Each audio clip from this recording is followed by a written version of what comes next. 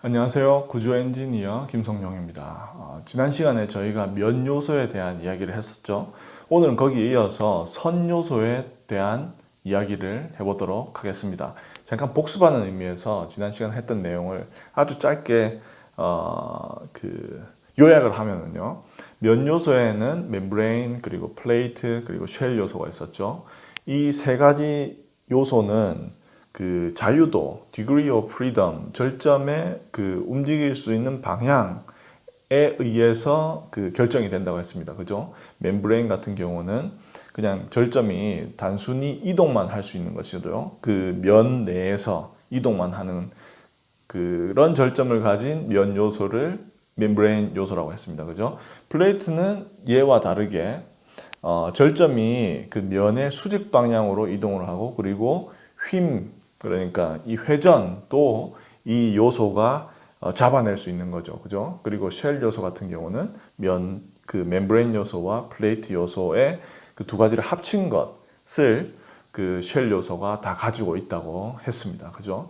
그럼 이제 오늘은 선 요소에 대해서 얘기할 텐데요. 선 요소에는 뭐 아시겠지만 크게 뭐 제 생각에는 한 세 가지 정도로 나눌 수 있을 것 같습니다. 트러스 요소랑요, 그리고 빔 요소, 그리고 또 케이블 요소가 있죠. 그죠?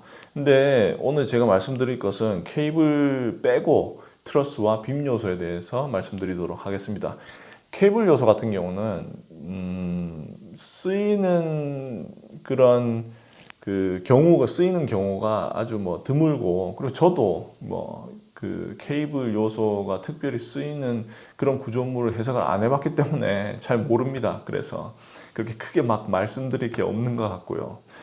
어떤 뭐 막 구조나 뭐 이런 걸 한다면은 그때는 케이블 구조도 써서 사용을 하겠죠. 그렇지만 뭐 방금 말씀드렸듯이 자주 쓰이는 요소가 아니고, 그리고 저도 여기에 대한 그런 아는 것이 그렇게 많지 않기 때문에 이것은 이제 옆으로 밀어두고요. 오늘은 그 트러스 요소와 빔 요소에 관해서 이야기를 해보도록 하겠습니다. 그리고 이걸 갖다가 이제 짧게 한번 얘기를 하고, 그리고 난 다음에 이제 저의 원래 목적인 빔 요소와 그 면 요소를 같이 사용할 때에 우리가 조심해야 되는 부분들, 그리고 실수를 잘 할 수 있는 부분들, 그리고 이 실수를 갖다가 어떻게 하면은 안 할 수 있는지, 어떤 방법으로 이런 것들을 해결할 수 있는지, 그런 데 대해서도 아이디어를 좀 드려보도록 하겠습니다. 자, 그럼 먼저 이제 선 요소부터 한번 살펴보죠. 선 요소에는 아까 제가 트러스 요소와 빔 요소가 있다고 했습니다. 그죠? 이 트러스와 빔도 똑같이 절점의 그 자유도에 의해서 구분되어지게 됩니다.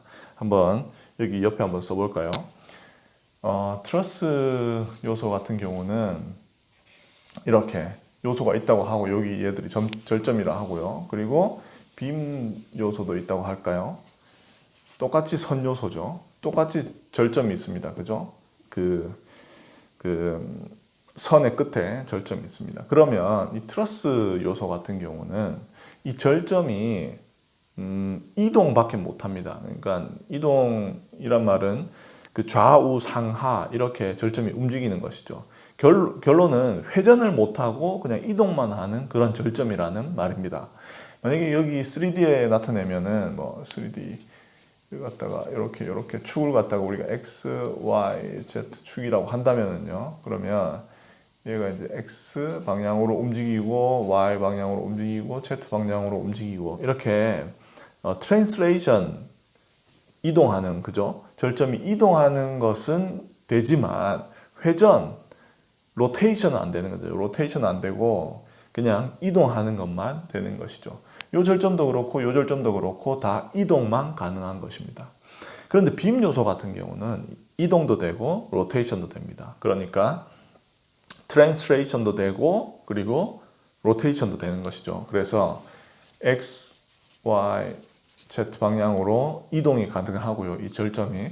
그리고는 또 X축을 중심으로 회전, Y축을 중심으로 회전, 그리고 Z축을 중심으로 회전. 이게 다 가능합니다. 그래서 트러스 구조에서 절점의 자유도는 3개가 되겠죠. 그죠? 그러니까 뭐 UX, UY, UZ가 되는 것이고요. 이동만 가능하다는 것이죠. 빔 요소에서 한 절점의 자유도는 6개가 되는 것이죠.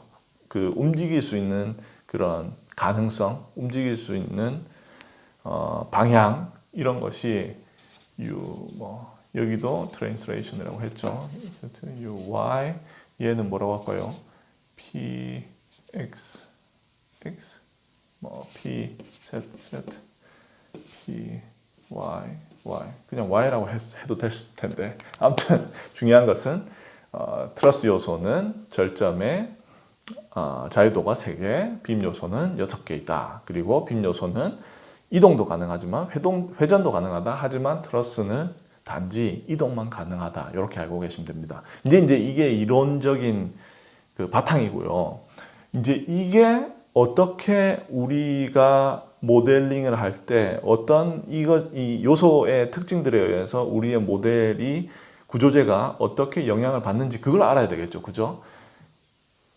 그걸 미리 알아서 거기에 맞는 요소를 우리가 정의를 해주면 되는 것이죠. 결론부터 말씀드리면은 이 트러스 요소 같은 경우는 내가 만약에 어떤 부재를 설계를 하는데 이 부재를 구조 해석을 하겠죠. 그때 이 부재가 충격을 받을 것이라고 예상될 때만, 그러니까 이 부재가 충격을 받을 때만 이 트러스 요소를 사용하게 됩니다. 그리고 빔 요소 같은 경우는 어떤 부재, 어떤 선의 형태를 띈 부재가 충격도 받지만 전단력도 받고 그리고 또 이 회전, 휨 모멘트도 받을 거라고 예상을 하고 내가 그걸 같이 계산해 주고 싶을 때 그때 빔 요소를 사용하게 되는 것이죠. 방금 제 말에서 어떤 아이디어를 얻으셨을 거라고 생각합니다. 그러니까 우리가 어떤 구조재를 갖다가 설계를 할 때, 구조 해석을 할 때 미리 먼저 어떤 그 선 부재에 대해서 결정을 해야 되는 거죠. 내가 이 선 구조재를, 선의 형태를 가진 구조재를 단지 충격만 받게 해서 계산을 할 것인지, 해석을 할 것인지 아니면 휨 모멘트나 이런 전단력이나 이런 것들을 다 고려해서 계산을 할 것인지 미리 결정을 해야 됩니다. 그리고 난 다음에 그 결정에 따라서 트러스 요소를 사용할 것인지 빔 요소를 사용할 것인지 그렇게 결정을 해주는 것이죠. 이게 이제 미리 그 엔지니어로서의 판단을 먼저 하고 그 다음에 그 필요한 요소를 갖다가 적절하게 투입해 주는 것이죠. 예를 한번 들어볼게요. 트러스는 다시 한번 말씀드리지만 충격만 받을 수 있습니다. 충력이란 말은 압축력과 인장력이 있는 것이죠. 만약에 제가 이런 경우를 한번 볼까요? 어떤 단순볼을 갖다가 예를 들어서 이렇게 있다고 해봅시다. 그리고 얘를 갖다가 제가 이 볼을 갖다가 2개의 트러스 요소로 이렇게 유한 요소로 나누었다고 한번 생각해 봅시다. 그리고 난 다음에 제가 여기 가운데다가 수직 방향의 힘을 주는 거예요. 그리고 나서 이 볼을 갖다가 해석을 하는 겁니다. 그러면 어떻게 될까요? 결론은 이 볼은 아무 힘도 받지 않게 됩니다. 원래 유한요소법으로는 이게 이제 계산이 안 돼야 되겠죠. 왜냐하면 작용하는 힘이 작용하는 방향과 트러스가 받아낼 수 있는 힘의 종류가 다르기 때문에 원래 계산은 안 되지만 요즘은 이런 상태에서도 계산을 하기도 합니다. 그런데 결국 여기에 보면은 아무 그런 내력이 나타나지 않게 되죠. 왜 그렇겠습니까? 얘는 지금 수직 방향으로 작용을 하죠. 그죠? 그래서 이 빔에는 전단력으로 작용을 하게 되고 그리고 모멘트가 얘를 통해서 발생하게 되죠. 그런데 만약에 내가 이걸 트러스 요소로 이걸 정의를 했다면 전혀 이런 모멘트 값이나 전단력 값이나 내가 받아낼 수가 구조 해석을 통해서 알아낼 수가 없는 것이죠. 왜냐하면 트러스 요소는 충력밖에 해석을 해낼 수 없으니까 말이죠. 그래서 이런 단순보나 어떤 내가 여기에서 봤을 때 이 구조재가 전단력이나 모멘트를 받아야 되겠다. 그러면 얘를 갖다가 빔 요소로 정의를 해줘야 되는 겁니다. 그래야지 얘가 전단력과 거기에 맞는 힘 휨 모멘트를 갖다가 그 휨 모멘트의 분포를 갖다가 구조 해석을 통해서 결과로 보여줄 수가 있는 것이죠. 트러스 요소가 사용되는 거는 뭐 이런 경우가 있겠죠. 뭐 이렇게 예를 들어서 뭐 이런 구조물이 있을 수가 있습니다. 그죠? 뭐 이렇게 뭐 다리 같은 경우 이런 식의 형태의 구조물을 많이 하죠. 그 철골 구조 형태로, 그죠? 이렇게 돼가지고 이렇게 있으면 우리가 이 각각 부재를 트러스 요소로 정의를 해줄 수가 있어요. 그래서 만약 예를 들어서 뭐 이렇게 이런 그 힘이 작용한다고 했을 때 여기도 똑같이 지금 제가 좀 기울여서 표현을 했지만 이게 이제 수직 방향으로 힘이 작용한다고 치면 그리고 이 그 다리가 기울지 않고 바로 이렇게 수평으로 있다고 한다면 이 하중이 부재 이 구조물에는 수직으로 작용하는 게 맞습니다. 그죠? 그렇지만 이 힘이 트러스 내에서는 충력으로 전달이 될 수가 있습니다. 왜냐하면 이 트러스, 이 충력을 받는 이 부재들이 있기 때문이죠. 그래서 내가 이걸 한번 떼어서 살펴보면은 여기 이제 수직력이죠. 그리고 뭐 이런 식으로 되어 있습니다. 이게 잘라내면 요건 이제 많이 해보셨죠. 그래서 결국 그 여기 트러스 내에 작용하는 힘은 요런 충력이 압축력이 요 두 부재에 작용을 하게 되겠죠. 그래서 트러스로도 이런 부재에 구조물에 작용하는 수직력을 받아낼 수가 있는 거죠. 그래서 얘들은 각각 다 여기 있는 트러스들은 다 인장력 아니면 압축력을 받게 되는 것이죠. 그래서 이런 구조물에서는 내가 트러스 요소를 사용해서 표현을 해줄 수도 있는 겁니다. 그런데 여기에서 거꾸로 생각을 하면 여기에서도 빔 요소를 사용해서 이 해석을 해줄 수도 있습니다. 근데 이제 거기에서 주의할 것은 빔 요소를 사용하게 되면 이건 약간 다른 얘기인데요. 그냥 잠깐만 언급하고 가겠습니다. 빔 요소를 사용하게 되면 여기에 그 휨 강성이 생기게 되죠. 그래서 여기에 휨 모멘트가 작용을 하게 됩니다. 절전 부분에 다 그렇게 되겠죠. 그러면 빔 요소로 내가 정의를 해서 거기에 휨 강성이 있으면 힌지 연결이 아니라면 휨 모멘트가 나타나게 되고요. 그러면 이 휨 모멘트를 갖다가 내가 나중에 그 접합부 설계할 때 고려를 해줘야 되는 것이죠. 만약 그렇게 접합부 고려할 때 휨 모멘트를 고려하지 않고 싶다. 그러면 이걸 갖다가 트러스로 해석을 해줘도 되는 것이죠. 트러스로 해석을 한 다음에 그 접합부는 그냥 힌지 형식으로 그렇게 접합을 시켜주면 되는 것이죠. 그러니까 이게 이런 형태의 어떤 다리, 철골 구조물에서 무조건 이거는 트러스 요소로 설계를 해야 돼. 이것도 아닌 것입니다. 그러니까 자기가 판단을 해야 되는 거죠. 만약에 내가 좀 더 이걸 갖다가 뭐 이렇게 좀 얇게 그리고 또 그 안에 있는 그 면적이나 이런 것들을 좀 더 끝까지 사용하고 싶다. 그러면은 때에 따라서는 빔 요소로도 이런 구조물 갖다가 설계를 해줘도 괜찮은 것입니다. 자, 그러면 이렇게 저희가 트러스와 빔 요소에 대한 얘기를 간단하게 한번 했고요. 이제 그러면 여기에서 면 요소와 그 선 요소를 같이 혼합해서 사용을 할 때, 섞어서 사용할 때 그때 뭘 조심해야 되는지 그걸 한번 말씀드리도록 하겠습니다. 쉘 요소와 빔을 같이 사용하면 그렇게 큰 문제는 없을 수도 있는데요. 이건 잠깐 나중에 얘기를 하고요.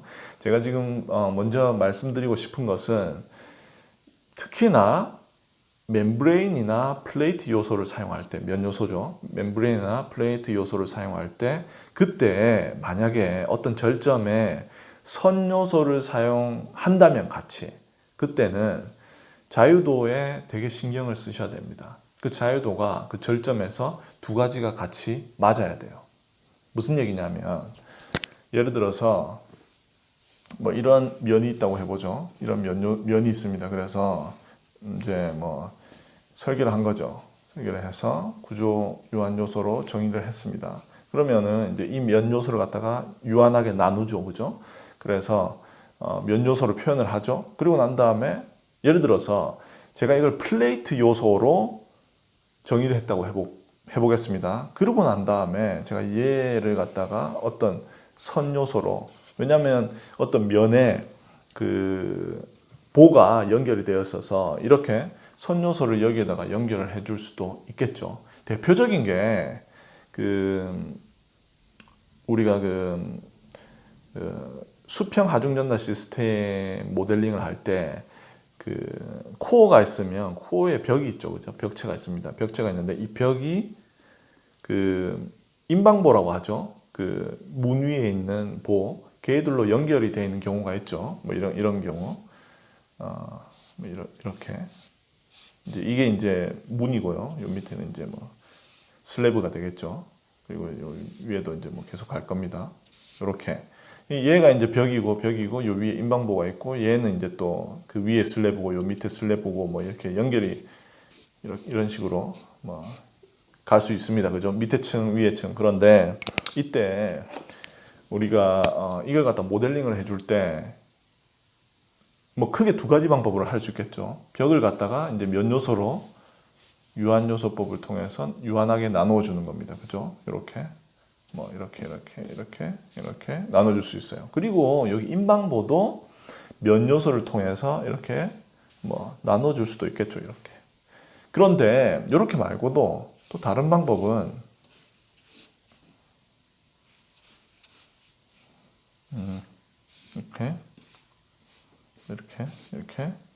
이렇게 할까요? 다른 방법은 이 인방보를 갖다가 면 요소로 모델링을 하지 않고 선 요소로 이렇게 모델링을 해줄 수도 있는 거죠, 그죠? 이렇게도 할 수 있고 이렇게도 할 수 있습니다, 그죠? 이런 케이스에서 제가 이런 비슷한 케이스를 갖다가 이제 여기에서 설명을 하려고 하는 것입니다. 그래서 자, 면 요소가 있는데 이 면 요소를 선 요소와 연결을 했다. 그런데 만약에 제가 이걸 갖다가 면 요소를 갖다 플레이트로 요소로 하고 난 다음에 이 선 요소를 갖다가 뭐라고 할까요? 빔 요소라고 할까요? 얘를 갖다가 빔 요소로 정의를 하고 얘는 플레이트로 했다고 하겠습니다. 그러면 여기에서 힘의 전달이나 이런 제대로 된 구조 해석이 될 수가 없죠. 왜냐하면 이 플레이트 같은 경우는 그때 그랬죠. 플레이트는 이렇게 플레이트 요소가 있으면 얘는 수직으로 이동과 그리고 뭐죠?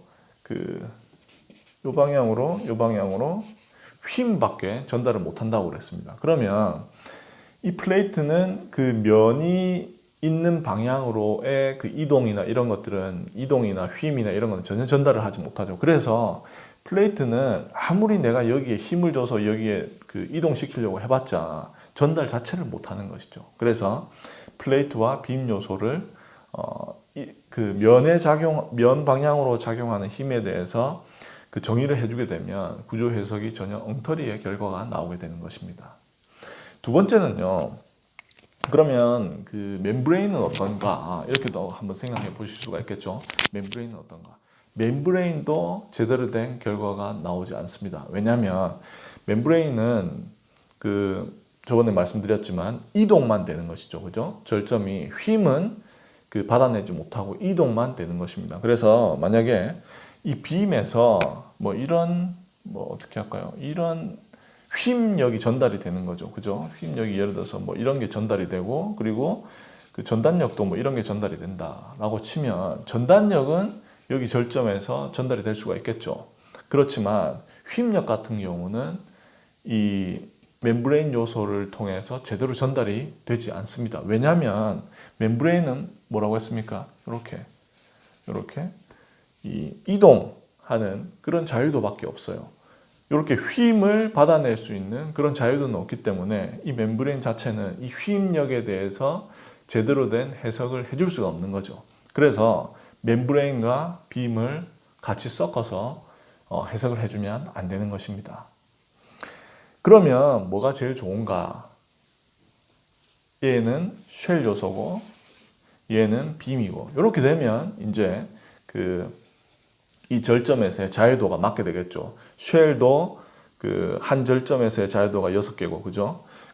빔도 한 절점에서의 자유도가 6개입니다. 그래서 빔을 갖다가 쉘 요소에 그 연결을 해서 그리고 여기에다가 힘을 주면은 그 힘이 쉘 요소로 제대로 전달이 되게 되어 있습니다. 이론적으로는 그렇습니다. 그런데 여기 좀 제가 그런데라고 말씀드리는 것은 이게 잘 안 될 때도 있어요. 원래 이론은 돼야 되는데 잘 안 될 때도 있습니다. 그 왜 그런지 저도 깔끔하게 지금 설명을 못 하겠는데 항상 그냥 이렇게 생각하시면 좀 좋을 것 같아요. 그 면 요소랑 선 요소를 그 연결해서 사용을 할 때, 조합해서 사용할 때는 항상 그 연결 부위를 체크를 해 주시길 바랍니다. 거기에 나오는 그 모멘트와, 그러니까 빔에 있는 모멘트가 쉘 요소로 제대로 전달이 되는지, 그리고 강성이나 어떤 그 뭐죠, 변형이나 이런 것들이 제대로 계산이 되는지 항상 체크를 하셔야 됩니다. 왜냐하면 이런 데 있어서 좀 잘못 계산될 확률이 좀 많아요.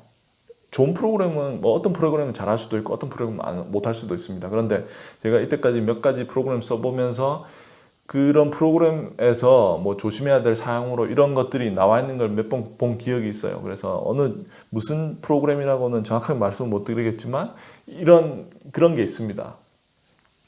여기에서 해석이 잘 안 되는 부분들이, 그러니까 이런 거는 꼭 생각을 하셔가지고 체크를 한번 하시길 바랍니다.